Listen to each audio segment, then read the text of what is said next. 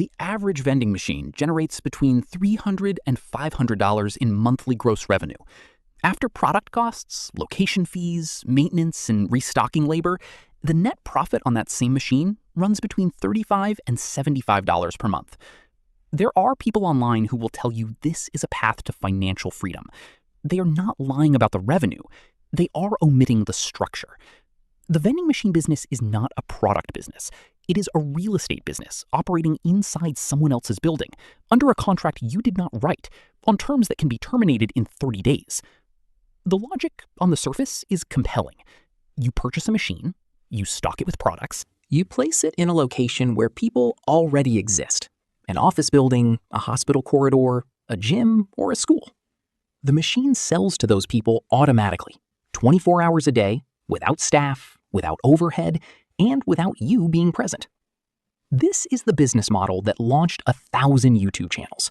Buy 5 machines, collect passive income, retire early. The demand is real. There are approximately 7 million vending machines operating in the United States alone. Annual industry revenue in the US exceeds $8 billion. In Japan, one vending machine exists for every 23 people. The product sells itself. The location is always occupied. The machine never sleeps. By every basic principle of passive income logic, this is the cleanest version of the model. The structure of the agreement that makes any of it possible is something else entirely. The average independent vending machine operator in the United States owns between 3 and 5 machines and earns a net annual income from the business of between $1,800 and $4,500. A new full-size combination vending machine, the kind that sells both snacks and drinks, retails for between $3,000 and $8,000 new. A refrigerated beverage-only unit costs $2,500 to $5,000 new. A snack-only machine runs between $2,000 and $4,000. Refurbished machines, purchased through distributors or auctions, cost between $800 and $2,500. They also come with unreported service histories, worn refrigeration compressors, and coin mechanisms that jam during the first cold week of November. The refurbished market is real, but the risk is larger. The machine is only part of the investment. To accept cashless payments, you'll need a card reader and remote monitoring system, adding $300 to $600 per machine. Without card payments, a machine can lose 20 to 35% of potential sales, making this a basic requirement rather than an upgrade. You'll also need to stock the machine, which typically costs $400 to $900, depending on the products you sell. Buying inventory is another challenge.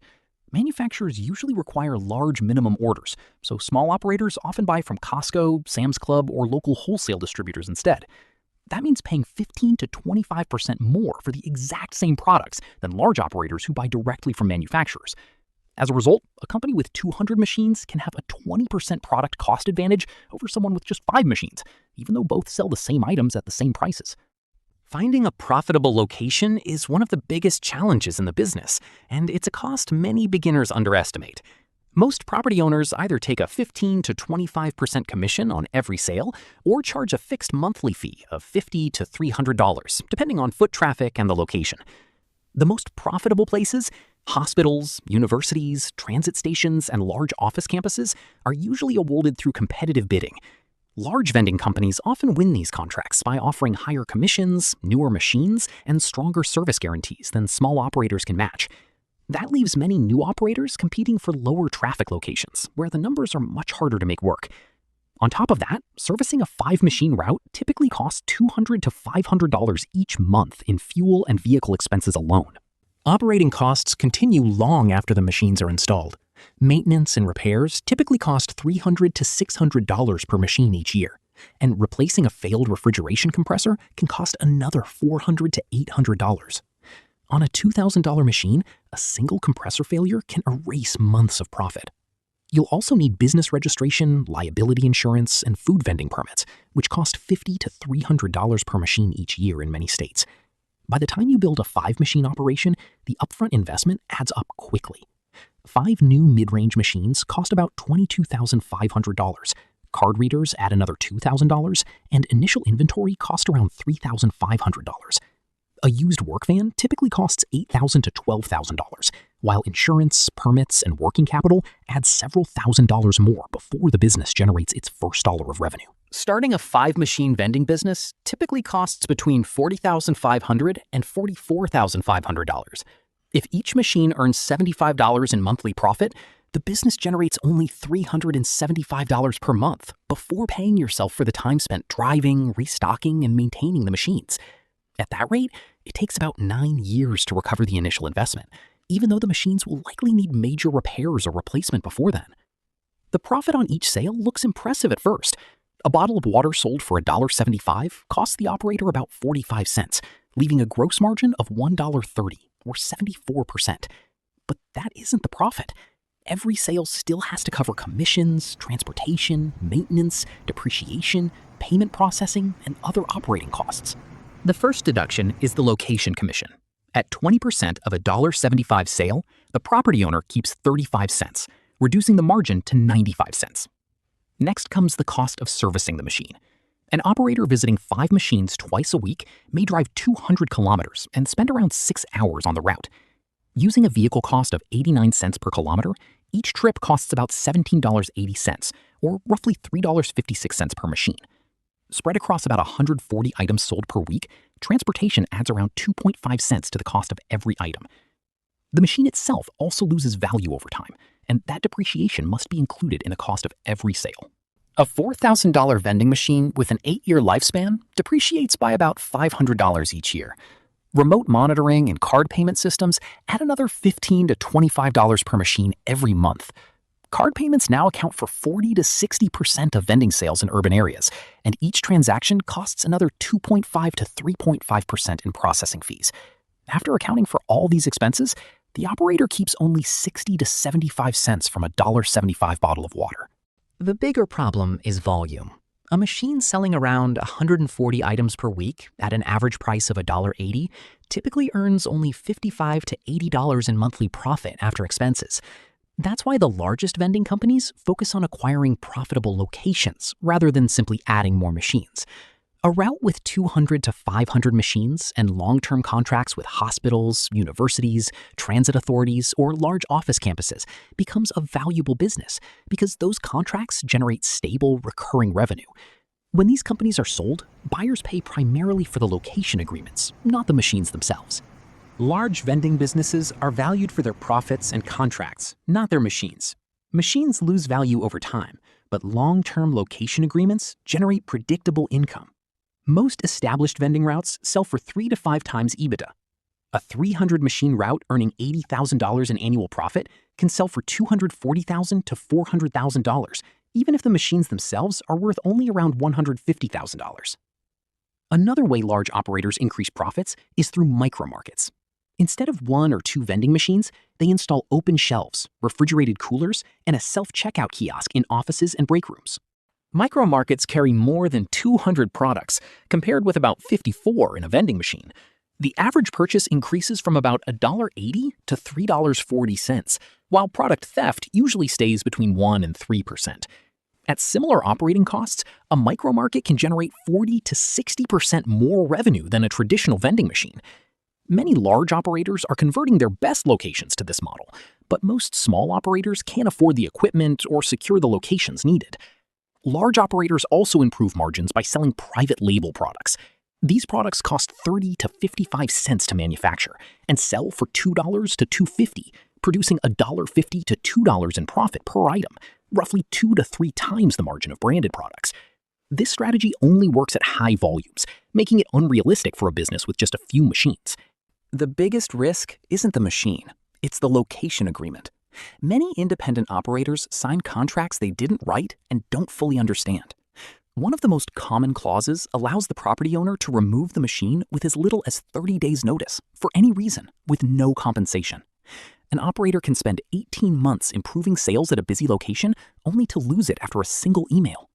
They then have to find another site, negotiate a new agreement, rebuild customer traffic, and wait 3 to 5 months for revenue to recover, while the machine's expenses continue. Another common clause is commission escalation. Some agreements automatically increase the percentage paid to the property owner after the first year or once sales reach a certain level. As sales grow, a larger share of the revenue goes to the building owner instead of the operator.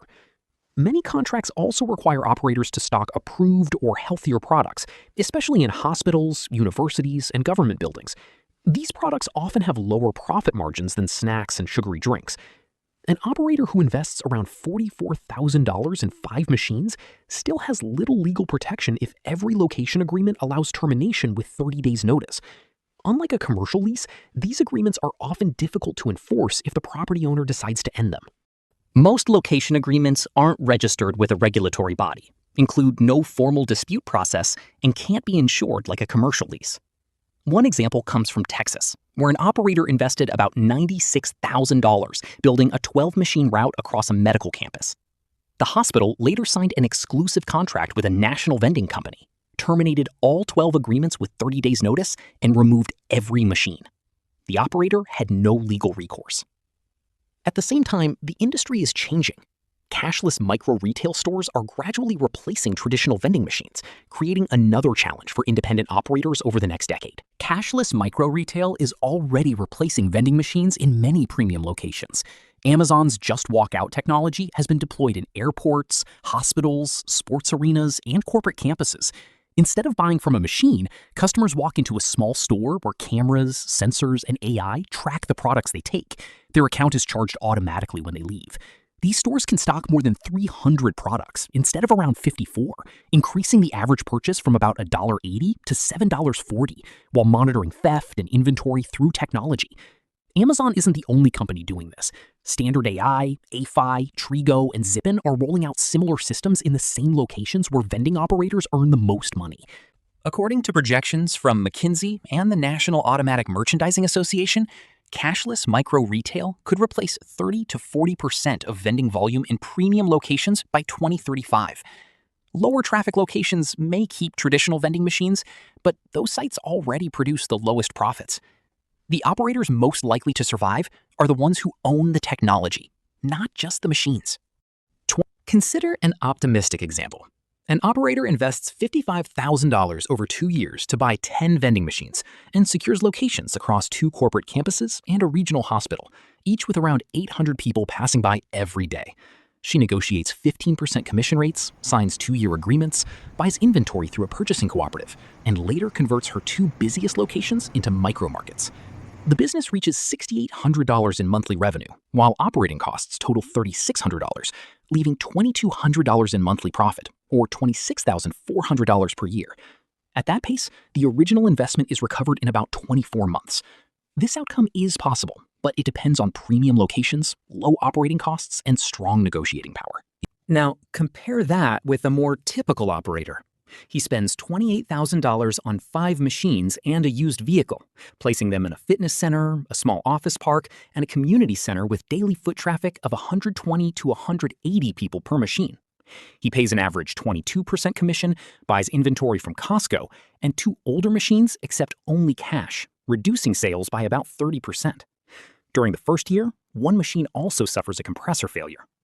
Monthly revenue reaches only $2,100, while operating costs, including inventory, commissions, repairs, fuel, insurance, and permits, total $1,750.